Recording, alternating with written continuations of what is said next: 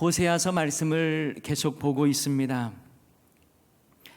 호세아서 말씀은 우리가 이미 앞에서 보았던 것처럼 호세아에게 음란한 아내를 맞이하고 음란한 자식을 낳으라고 하는 황당한 하나님의 말씀으로부터 시작이 되죠.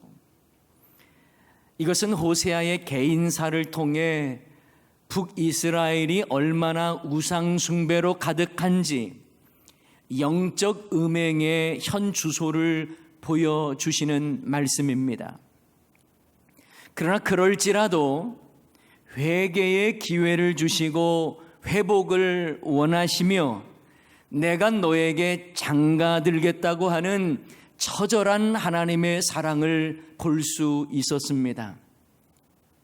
지난 시간 우리는 호세아서 4장 앞부분 1절에서 10절까지 말씀을 보면서 이스라엘 백성들에게 있어야 할 것이 없고 없어야 할 것이 있었다라고 하는 말씀을 함께 나누었죠. 그런데 그 뒤에 11절부터 19절까지 말씀은 살펴보지를 못했습니다. 자, 그런데 그 내용을 한마디로 말하자면 북이스라엘이 얼마나 영적으로 음행한지를 말씀하시면서 그들의 우상 숭배와 이방인들처럼 제사 드리고 있는 것에 대해서 하나님께서 심판하신다라고 하는 내용을 담고 있습니다.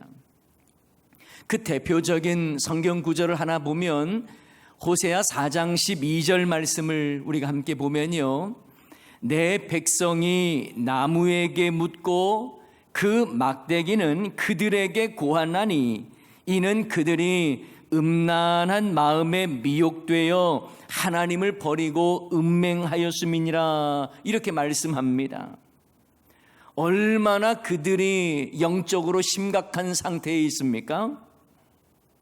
막대기에게 그들이 고한다는 거예요. 그리고 막대기가 그들이 고한다는 겁니다. 나무로 우상을 만들고 또 그것을 주술적으로 사용하고 이방인들처럼 이 주술적인 제사의식을 산 꼭대기에서 드리면서 바알과 아스다롯을 숭배했습니다. 하나님의 백성들이 가나안 땅에 살면서 이방인들에게 하나님의 말씀을 전파해야 했지만 오히려 이방인들의 제사 방식을 따라했다는 거예요. 그들은 자신들의 풍요를 위해서 바알을 숭배했습니다. 바알 신이 흥분되어야 비가 내린다고 하는 생각 때문에 음란한 행위가 제사 의식 속에 포함되어 있었어요. 이처럼 그들은 음란함으로 우상을 섬기고 이교도의 방식으로 제사를 드렸습니다. 그리고 오늘 본문 5장에서는 그들의 악한 죄를 심판하시되 먼저 이스라엘의 지도자들을 향해 그 책임을 묻고 있다는 것을 알 수가 있어요. 우리 호세아 5장 1절 2절 말씀 다 같이 한번 볼까요?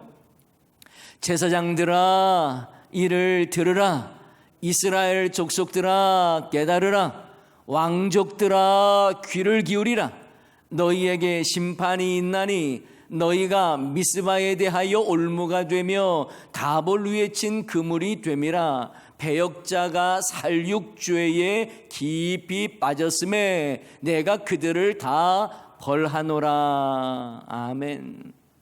무서운 경고의 말씀입니다. 그런데 이 말씀이요, 지도자들을 향한 말씀이에요. 제사장들아 들으라, 이스라엘 족속들아 깨달으라. 여기에서 이스라엘 족속들은요, 각 지파를 대표하는 족장들의 개념입니다. 왕족들아 귀를 기울이라고 말합니다. 왕족들은요, 지금의 개념으로 보면 정치 권력자라고 볼 수가 있어요. 그런데 그 지도자들을 다 벌하시겠다, 이 말씀이에요. 왜 그들을 심판하신다고 말씀합니까? 그들이 미스바에 대하여 올무가 되며 다볼 위에 친 그물이 되었다, 이렇게 말씀하는데요, 이 말씀이 정확하게 무엇을 의미하는지를 알기는 어렵습니다.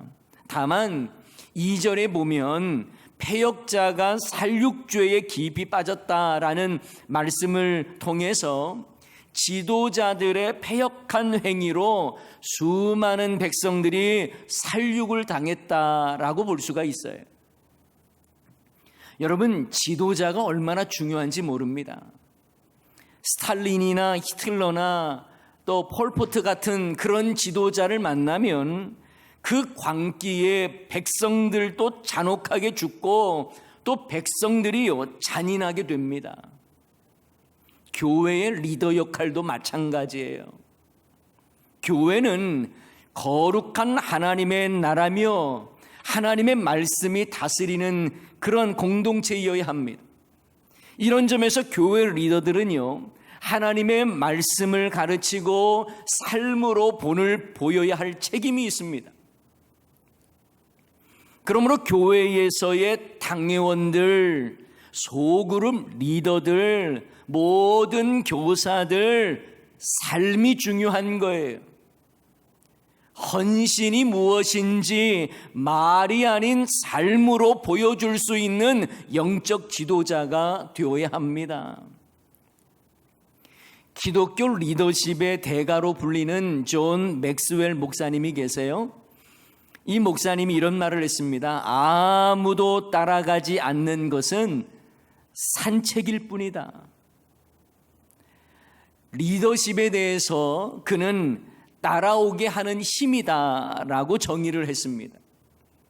이런 점에서 교회 영적 지도자도요, 보여주고 따라오게 하는 사람이어야 합니다. 혹시 교사와 봉사자들 중에 반복적으로 지각하는 분 계십니까? 회개하셔야 해요. 부모 중에 자녀에게 말씀대로 사는 모습을 보여주지 못한 분 계십니까? 회개하셔야 합니다. 만약 교회의 중직자들끼리 서로 다투고 미워하는 모습을 자녀에게나 다음 세대에 보여줬다면 부끄럽게 생각하셔야 합니다. 평신도에게 본이 되기는커녕 실망과 상처만 안겨주는 영적 지도자라면 하나님의 심판이 크다는 사실을 명심해야 합니다. 하나님의 말씀 앞에 가슴을 치는 회개가 없다면 목사라도 목회에 내려놔야 합니다. 성도들로부터 근심거리가 되는 장로나 교역자가 되는 것을 가장 부끄럽게 생각해야 합니다. 그러니 영적 리더는 말이 아닌 삶의 영향력을 보여줄 수 있어야 한다라는 거예요. 프랑스의 나폴레옹이 이탈리아를 침공하기 위해 선발대로 2 부대를 보냈다고 합니다. 그런데 그곳에 도착하기 위해서는 알프스의 추운 길을 행군해야 했대요. 길 중간에는 표지판도 없어서 갈림길 가운데에 어디로 가야 할지 쉽지가 않았습니다.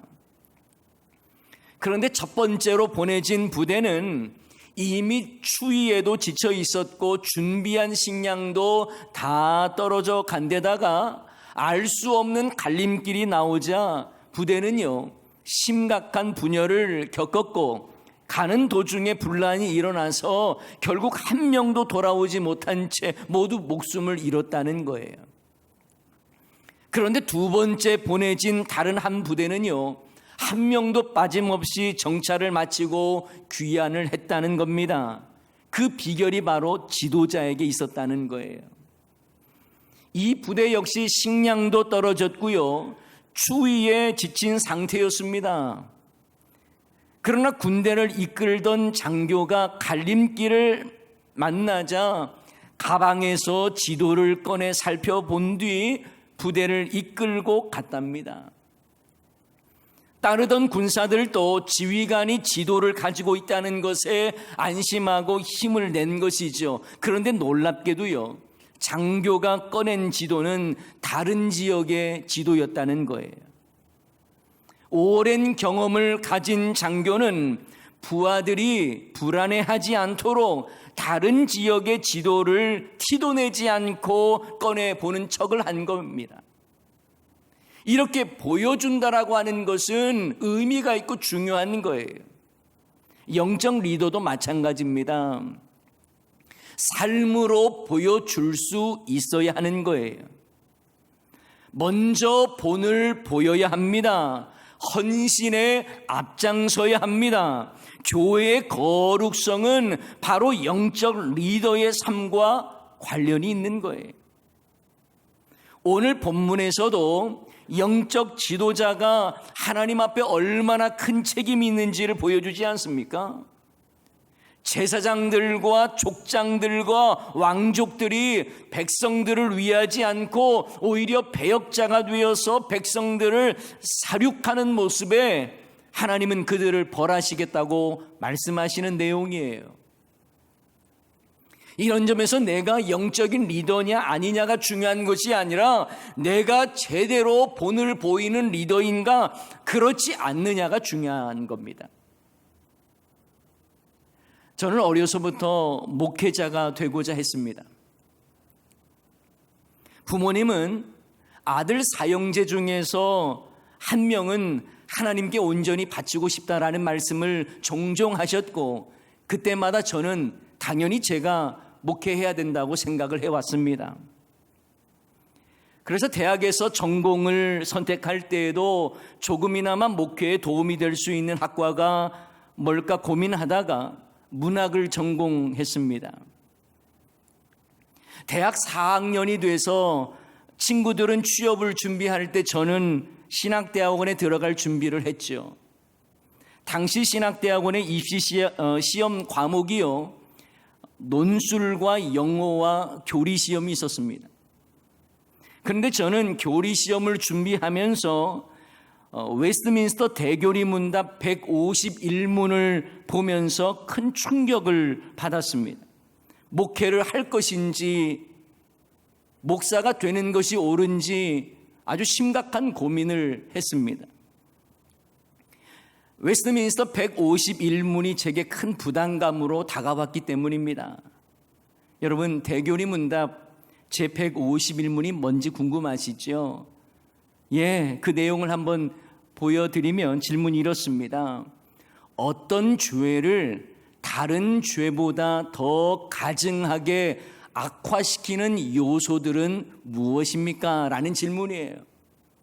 여러분, 좀 어렵죠? 어렵게 표현되어 있습니다. 쉽게 말하면 같은 죄를 지어도 더 크고 악하게 여겨지는 요소가 무엇이냐는 질문이에요. 저는 그 질문에 답을 보면서 깜짝 놀랐습니다.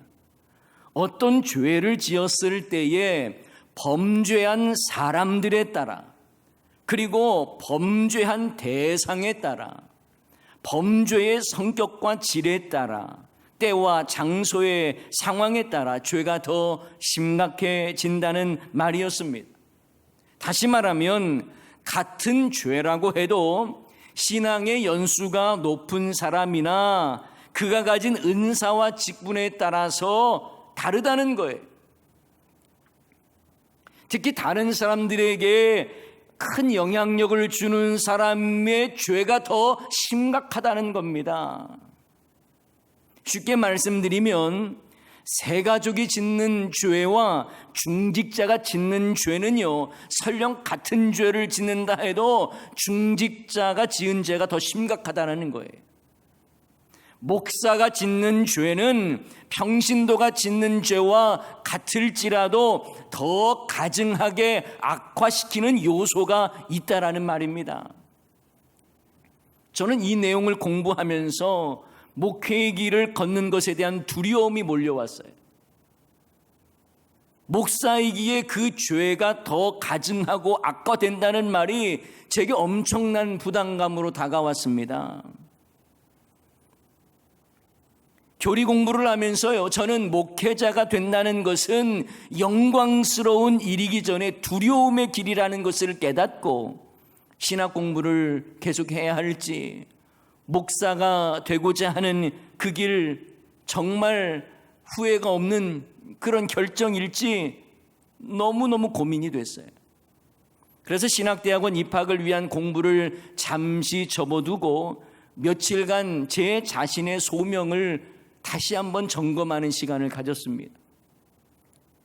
여러분, 내가 중직자가 되고 영적인 리더가 되었다는 것에 막연히 좋아할 것이 아니라 더 두렵고 떨리는 마음으로 거룩한 인생을 살아가야 한다는 영적 부담감을 느끼며 살아야 한다는 거예요. 이처럼 지도자의 역할은 매우 중요합니다. 지도자가 온전해야 백성들을 제대로 이끌어갈 수 있기 때문에 그래요. 자, 그렇다면 오늘 본문에 보면 지도자와는 다르게 이스라엘 백성들은 반듯하게 살았습니까? 전혀 그렇지 않습니다. 영적 리더가 부패했으니 백성들도요, 말할 것 없이 부패할 수밖에 없었던 것이죠. 하나님은 북이스라엘 백성들의 은밀한 죄까지도 아신다라고 말씀합니다. 그런데 문제는 하나님은 그들을 알고 그들의 죄를 아는데 그들은 자신의 죄를 알지 못하고 자신들의 음란함으로 여호와 하나님을 알지 못했다라고 말씀합니다. 여러분, 여기에 큰 문제가 있는 거예요. 하나님은 우리의 내면의 죄를 아세요. 그런데 백성들은 하나님을 알지 못해요. 하나님은 우리의 내면을 아세요. 그런데 백성들은요, 하나님의 마음을 전혀 알지를 못해요. 이것이 문제입니다. 3절, 4절 말씀에 보면 그 내용이 나와 있습니다.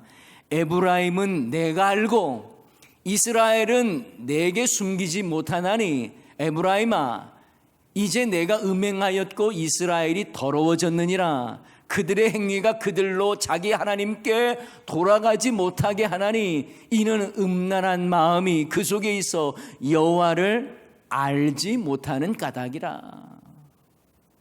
하나님은 그들을 아시는데, 그들의 마음을 아는데 그들은 하나님의 마음을 알지 못하는 거예요. 그러니까 계속 죄를 짓는 겁니다. 여러분, 여호와를 아는 것이 참 중요합니다. 호세아서 말씀에서 많이 반복되는 말씀이 바로 여호와를 아는 것, 여호와를 아는 지식에 대한 말씀을 많이 하세요. 그래서 여호와를 힘써 알라, 이런 말씀도 많죠. 이것은 단순히 머리로 하나님을 아는 게 아닙니다. 체험적으로 깊이 경험하는 거예요. 하나님과의 관계적 알미입니다. 마태복음 25장에 보면 달란트 비유가 나오지 않습니까? 어떤 주인이 종들에게 달란트를 그 재능대로 맡깁니다. 한 사람에게는 5달란트, 또 다른 사람에게는 2달란트, 또 다른 사람에게 1달란트를 주잖아요. 그리고 떠납니다. 그런데 주인이 다시 돌아와서 결산을 해보니 5달란트와 2달란트 받은 종은요, 받은 만큼의 이윤을 남겼습니다. 그런데 1달란트 받은 사람은 받은 1달란트를 땅에 묻고 받았던 1달란트만 돌려드립니다. 그때 주인은요, 1달란트 받았던 종을 심하게 책망하잖아요. 여기서 우리는 1달란트 받은 사람의 가장 큰 잘못을 아셔야 합니다. 1달란트 받았던 종이 이윤을 남기지 않았다는 것 때문에 주인이 그를 책망한 게 아니에요. 중요한 것은 그가 주인을 잘 몰랐다는 것입니다. 정확하게 말하면 주인을 잘못 알고 있었다는 거예요. 마태복음 25장 24절 말씀에 보면 1달란트 받았던 자는 와서 이르되 주인이여, 당신은 어떤 사람이라고요? 굳은 사람이라고 말하고 있어요. 심지 않은 데서 거두고 해치지 않은 데서 모으는 줄을 내가 알았으므로 잘못 알았어요. 주인을 굳은 사람으로 알았다는 겁니다. 이 말은요, 주인을 지독한 구두쇠로 알았다는 말이에요. 한 달란트 받은 사람의 가장 큰 잘못이 바로 여기 있습니다. 주인의 마음을 제대로 알지 못했어요. 잘못 알았다는 거예요. 그러자 주인은 말합니다. 마태복음 25장 26절 27절 말씀에 보면 그 주인이 대답하여 이르되 악하고 게으른 종아, 나는 심지 않은 데에서 거두고 해치지 않은 데서 모으는 줄로 내가 알았느냐? 그러면 내가 마땅히 내 돈을 취리하는 자들에게 맡겼다가 내가 돌아와서 내 원금과 이자를 받게 하였을 것이니라 하고, 무슨 말씀이에요? 내가 그럴 목적이었다면 이자 노름했을 거라는 거예요. 여러분, 주인이 한 달란트를 그에게 준 이유가 뭘까요? 주인이 돈을 불릴 목적 아니었다는 겁니다. 오히려 주인은 종들에게 달란트를 주면서 재정을 관리하고 운영하는 훈련의 기회로 주신 거예요. 그러니 한 달란트 받은 사람의 가장 큰 잘못은 주인을 잘못 알고 잘못 이해했다는 거예요. 여러분, 여호와 하나님을 잘 아시기 바랍니다. 주님의 마음을 잘 아셔야 돼요. 주님의 마음을 잘 모르면요, 어려운 일 당할 때마다 실망하고 낙심합니다. 하나님을 알지 못하는 자는요, 모든 것이 합력하여 선을 이루시는 하나님의 손길을 신뢰하지 않습니다. 우리가 하나님을 잘 알지 못하면 하나님이 원치 않는 일을 아무렇게나 죄짓고 다니고 그렇게 살아갈 수도 있다는 거예요. 그러니 우리는 여호와를 힘써 알아야 합니다. 주님을 제대로 알아야 합니다. 주의 뜻대로 행하는 자가 되기 위해서 애써야 하는 거예요. 이스라엘 백성들과 지도자들은요, 누구 할 것 없이 모두 다 하나님을 알지 못했습니다. 오히려 그들은 더 교만했고 자신의 죄악으로 넘어졌어요. 죄로 인한 넘어짐은요, 마치 도미노 현상처럼 나만 넘어지는 게 아니라 주변 사람들을 넘어지게 하는 거예요. 지도자가 넘어지니까 백성이 넘어지는 거예요. 또 북이스라엘이 넘어지니까 남유다도 넘어져 버려요. 죄라고 하는 게 그렇게 무서워요. 전염력이 있다는 것입니다. 5절 말씀에 보면 이런 말씀이 있어요. 이스라엘의 교만이 그 얼굴에 드러났나니 그 죄악으로 말미암아 이스라엘과 에브라임이 넘어지고 유다도 그들과 함께 넘어지리라. 죄로 인하여 넘어지는 게요, 정말 도미노 현상처럼 이 사람이 넘어지니 저 사람도 넘어지는. 여러분, 죄로 무너지는 사람, 넘어지는 사람을 보면요, 우리는 경각심을 가져야 합니다. 나는 그러지 말아야지, 이런 마음을 가져야 돼요. 그런데 사람들은요, 아유, 남들도 다 그렇게 사는데 이렇게 생각을 하면 여러분 잘못 생각하는 것이고 그렇게 생각하시면 안 돼요. 믿음의 사람은 타인의 죄와 허물을 볼 때마다 경각심을 가지고 같이 넘어지지 않도록 조심해야 합니다. 오히려 자신을 살펴봐야 돼요. 함께 넘어지는 일이 없도록 해야 합니다. 갈라디아서 6장 1절 말씀 보면 우리 다 같이 한번 읽어볼까요? 형제들아, 사람이 만일 무슨 범죄한 일이 드러나거든 신령한 너희는 온유한 심령으로 그러한 자를 바로잡고 너 자신을 살펴보아 너도 시험을 받을까 두려워하라. 아멘. 죄를 짓는 사람을 보면 경각심을 가져야죠. 그런데 그렇지 않았다는 겁니다. 하나님을 알지 못하기 때문에 그래요. 하나님을 알지 못하니까 세상을 더욱더 의지하고 악한 사람들을 따라 살게 되어 있습니다. 하나님을 아는 자는 그 은혜를 알기에 날마다 예수님 닮아가려고 노력하고 애쓰는 거예요. 그러나 하나님을 알지 못하는 사람은요, 세상 방법 따라가면서 가나안 우상 숭배에 젖어드는 이스라엘 백성들처럼 살아간다는 말입니다. 그러니 그들은요, 아무리 많은 양떼와 소떼를 끌고 와서 하나님을 찾고 하나님께 예배드린다고 해도 하나님은 그 가운데 함께하지 않겠다는 겁니다. 그들은 양떼와 소떼만 끌고 왔지 그들 속에는 진실도 없고 인애도 없고 여호와를 아는 지식도 없이 그저 이방 사람들 흉내만 내고 우상 숭배를 하는 거예요. 그러나 하나님께서 그들의 제사를 받지 않겠다고 말씀합니다. 6절 말씀입니다. 그들이 양떼와 소떼를 끌고 여호와를 찾으러 갈지라도 만나지 못할 것은 이미 그들에게서 떠나셨습니다. 여러분, 혹시 우리도 하나님을 경배한다고 하면서 물질이 우상이 되고 자녀가 우상이 되는 건 없습니까? 하나님의 말씀보다 내 강력한 생각과 고집이 더 중요하게 여기는 일은 없습니까? 그래서 언제라도 내가 기분 나쁘면 여호와 하나님을 미워하면서 등 돌릴 준비를 하고 있는 그런 모습은 아닙니까? 혹시 내 인생의 우상을 섬기며 영적 음행을 저지르고 있지는 않냐는 말이에요. 그래서 낳는 건 영적 사생아를 낳는 것 아닙니까?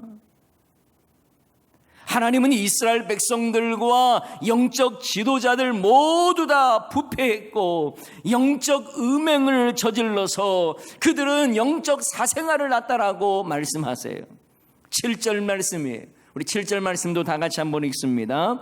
그들이 여호와께 정조를 지키지 아니하고 사생아를 낳았으니 그러므로 세 달이 그들과 그 기업을 함께 삼키리로다. 아멘. 무서운 말씀이죠.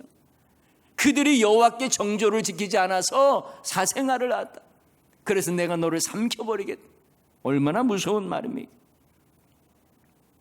여러분, 여호와를 알지 못하기 때문에 세상의 우상에 빠져버렸어요. 그들의 신앙생활은 형식적이고 취미생활이 돼버렸어요. 그저 양떼만 많이 가져오면 제사를 받을 것으로 착각하는 거예요.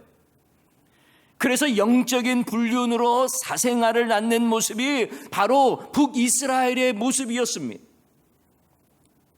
사랑하는 여러분, 우리들의 신앙의 모습은 어떻습니까?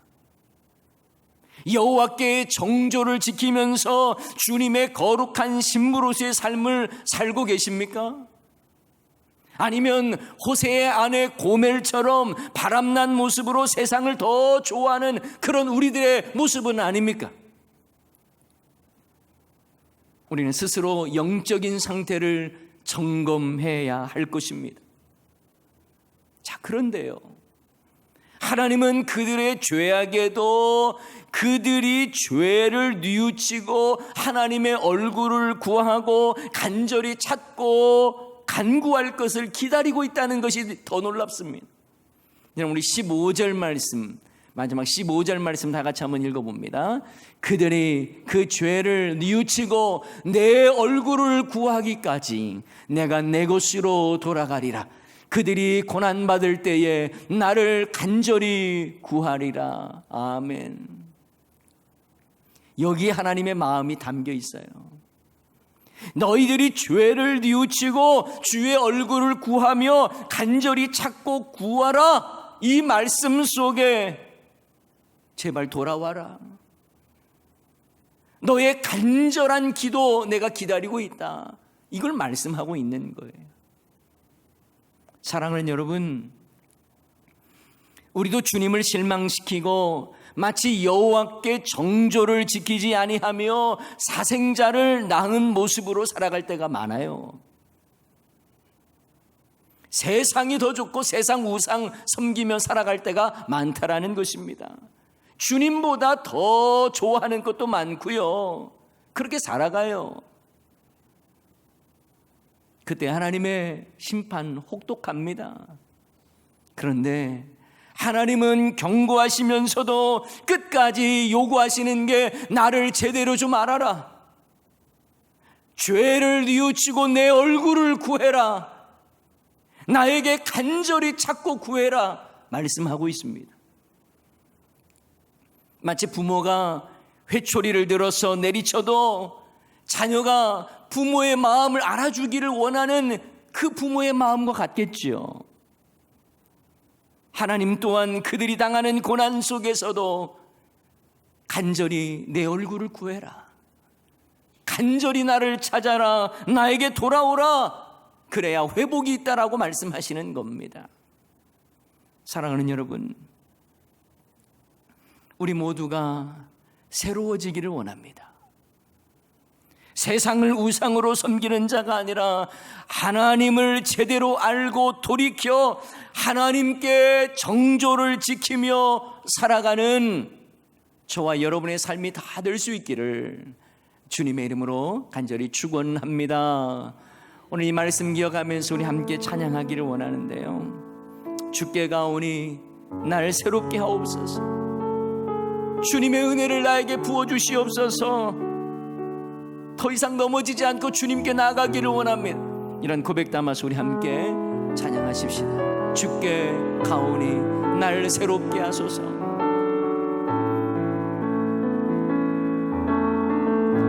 주께 가오니 날 새롭게 하시고 주의 은혜를 부어주소서. 내 안에 발견한 나의 연약함,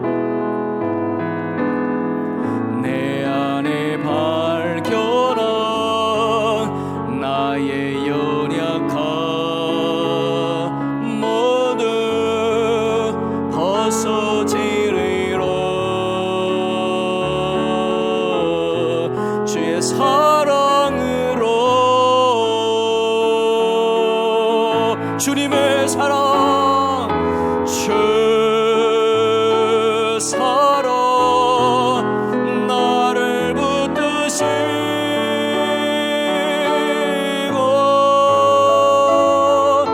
주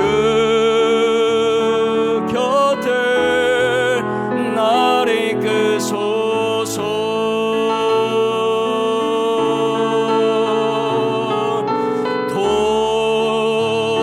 독수리 날개쳐 올라가듯 나 주님과 함께 일어나 걸으리. 주의 사랑 안에 나의 눈 열어, 나의 눈 열어 주를 보게 하시고 주의 사랑을 알게 하소서. 매일 나의 삶에 주뜻 이루어지리. 매일 나의 삶에 주뜻 이루어지도록 새롭게 하소서. 주의 사랑으로, 주의 사랑으로, 주 사랑 나를 붙드시고 주 사랑 나를 붙드시고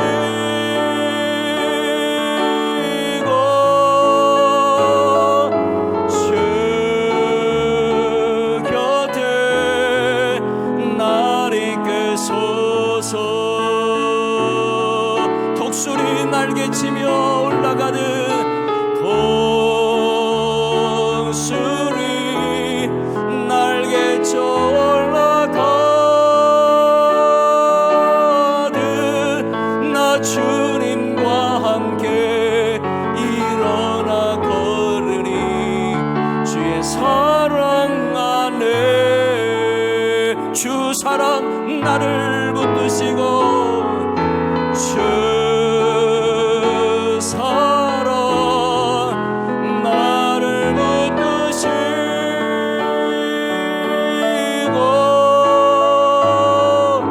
주 곁에 날 이끄소서.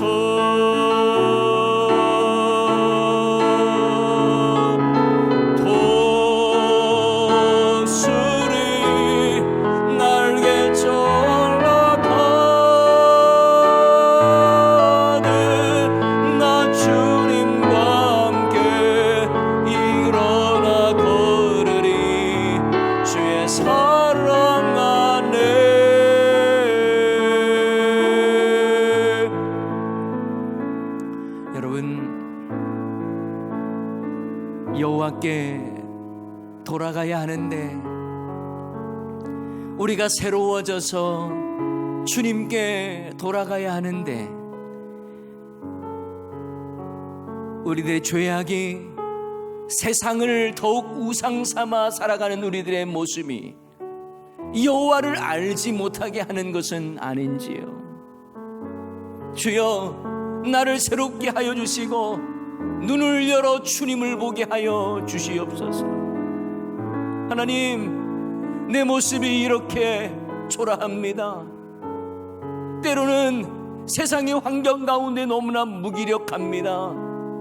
오 주님, 하지만 내가 독수리 날개치며 올라감 같이 주님을 향하여 나아가게 하여 주시옵소서. 세상의 풍파에 요동치며 낙심하는 우리들의 모습들이 아니라 여호와 하나님을 바라보며 여호와께 정조를 지켜가며 살아가는 자 되게 하여 주시옵소서. 그래서 믿음의 아름다운 자로, 믿음의 사람답게 살아가는 자 되게 해달라고 오늘 말씀 기억하면서 우리 다 같이 주여 한번 외치고 기도하도록 하십시다.